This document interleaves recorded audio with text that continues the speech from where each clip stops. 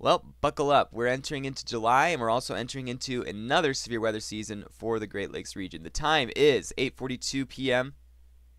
a.m., and it is July 12th. Welcome to another update from Great Lakes Weather. Hopefully everybody's doing well today.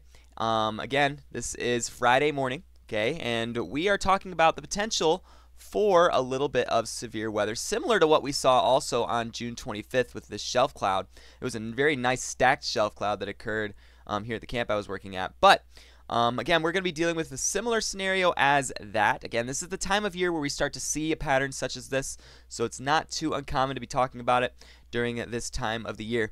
But it looks like we're going to see that potential on Sunday, Monday, and on Tuesday of this next week across the Great Lakes region. So we're going to delve right into that with the CSU MLP model. Okay, what this does is it kind of conglomerates a lot of the data from a different set of models, and it puts kind of a rough outlook based on the current model output. Now keep in mind, confidence with this is low at this time, okay? So we're just looking at the models here, and really with what these models are saying, that may not necessarily reflect what's actually going to happen, and it does not reflect what's actually going to happen, okay? There's still a lot to be trimmed out, and again, with this kind of a setup, there's still some variables that you do need to come into place that you really won't know will occur until we actually get to that actual day. So keep this in mind, but this does show the hazards for Sunday, Monday, and Tuesday.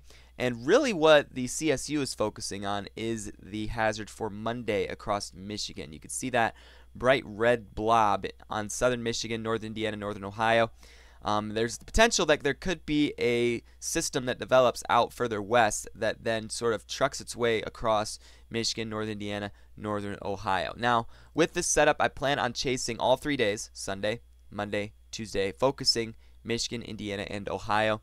I'm likely going to kind of stick around those 3 areas, make sure, and see what exactly goes down. Again, it's kind of hard to cross the lake, and especially when the setup will be late at night for Wisconsin and Illinois. So, again, that's kind of what the CSU is showing.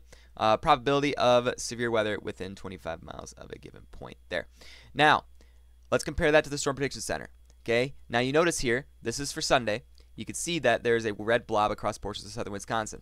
Storm Prediction Center's not jumping the gun on that just yet. Why? Well, again, what you're going to have in place, you're going to have northwesterly flow aloft, 500 millibars, okay, 20,000 feet. You're going to have a surge of wind shear that makes its way through, and you're also going to have a push of warm, moist air northward. Now, the question is will storms develop? Okay, probably. They probably will develop, but at the same time, one thing that is necessary for the development of storms is some mechanism that can be used to cause lift. And if we don't have that mechanism, or if the mechanism is not in place, then we're going to have a more difficult time convecting with storms. So that's kind of the question at this point, is how will they evolve? Now, I do expect that Sunday we will have storms that do develop and push southeast into Wisconsin, northern Illinois, Michigan. But there's still some concerns regarding the timing.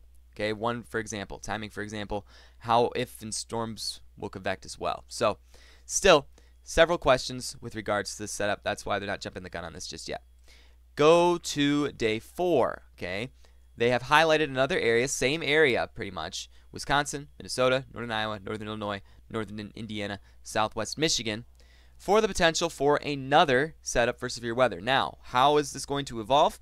Well, it looks like to be in the form of an MCS. What's an MCS? Mesocyclonic system. It's a complex or a line of thunderstorms similar to what we saw on June 25th that basically it's a line of spinning storms that can produce strong to severe weather. Okay, so that's kind of what's going to happen. Tornado threat with these, though, is usually relatively low. Again, if you have a combination, you have a line of storms that sort of develops, doesn't really tend to produce tornadic activity. It can, and in some cases where there's a lot of storm eligibility, it is possible. But really with these storms, it doesn't look like that's going to be the case with regards to strong SRH. So again, that's something to keep in mind. I think the potential for tornadoes comes a little bit more elevated if that wind shear does interact with that unstable environment. Especially looks more to be along the lines of Tuesday. That was based on the models I looked at yesterday, so that might have changed at this point. So we'll look at that in just a second. But 15% risk for this area on Monday. This is a Monday setup right here, okay? So 15% of severe weather within 25 miles of a given point in that yellow box. So that's what the SBC is putting out. Again, they are not confident, and neither should they be with regards to the setup, because it is still a very, very questionable setup for severe weather. So let's take a look at the pattern that's actually coming along with this. So as we get into Saturday, what you'll notice is you do have this heat ridge that's building further to the south. Again, you get heat, and then you also get a surge of warm, moist air, which is what is expected to happen. You're going to see instability start to develop across portions of the Great Lakes region. And that is what we're going to expect, okay? Now you have the northwesterly flow that's developing further to the west, okay? This is at the 500 millibar level, okay? Upper level or mid levels, okay? What you see is it strengthens on Monday across portions of Wisconsin, Illinois, and Michigan.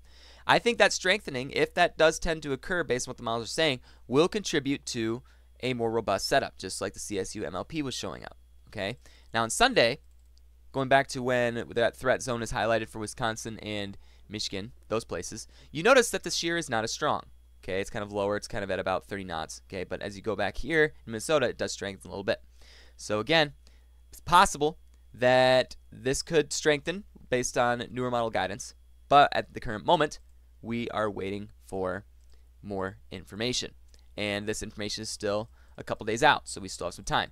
Now you can see, though, it does strengthen as we get into Monday across Wisconsin, Illinois, Michigan. That strengthening may contribute to stronger storms. Again, one thing we're also having questions about, this is not always going to be an afternoon setup. It might be a nocturnal overnight setup.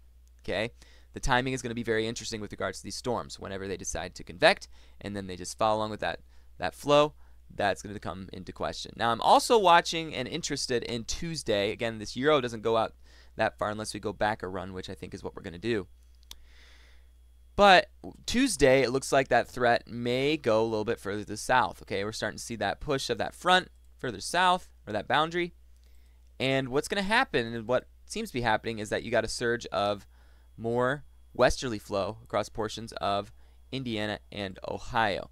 Okay, you get a sounding with this as it moves through. Again, you do have that marginal torque setup. Okay, I'm kind of interested in chasing that across Indiana and Michigan, that setup, because again, you still have that push of 500 millibar winds. You're going to have that instability present. Could amount to some interesting weather across portions of Ohio as well. Now, again, if these storms remain elevated, likely just going to be damaging wind hail threat. But it's possible that could amount to something different. So that's the setup. You have your northwesterly flow. You have your warm, moist air. Okay, and in fact, let's take a look at the instability that tends to develop with this as well. Most unstable Cape. In fact, that might be in my next graphic. It is right here. Okay, good. So here is the setup for instability that we're going to see with the push of this warm, moist air that's going to be making its way in. As we get into Sunday, you see instability does surge across portions of Ohio, Indiana, Michigan. So again, what are we talking about with instability? Basically, we have Cape here measuring how unstable based on the heating that takes place as well as the moisture content that does exist. Okay, that's kind of the combination, how much energy or convective available potential energy exists in the atmosphere. All right, so what you see, Michigan has about 2,000 joules of Cape by Sunday afternoon. This is around 5 p.m. And down in Indiana, you have about 4,000 Cape. Now you see, you do have instability, and you also have that moisture. You have also that northwesterly flow aloft. What you need, though, is that lift. Okay. So the question is, will we have a lifting mechanism that enables those storms? And again, it looks like it's going to be displaced further to the west, but follow along with this unstable environment southeast later on in the evening. You get a sounding out in Wisconsin with the 4,000 joules of Cape. It does show that potential for severe. In fact, it shows surface level Cape of 5,300. Again, you're going to have a very unstable environment and a typically uncommon unstable environment for any time of the year across the Great Lakes. But you do not have much shear. You do not have much storm relativisticity. Those are some key ingredients that enable more severe weather. But if you have Cape values of 5,300, you can still generate severe thunderstorms. There's no question about that.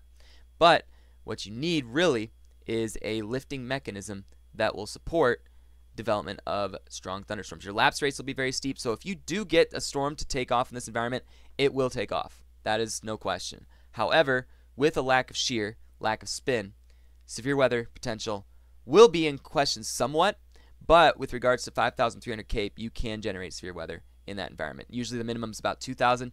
You have 5,300. That's a very high level of Cape.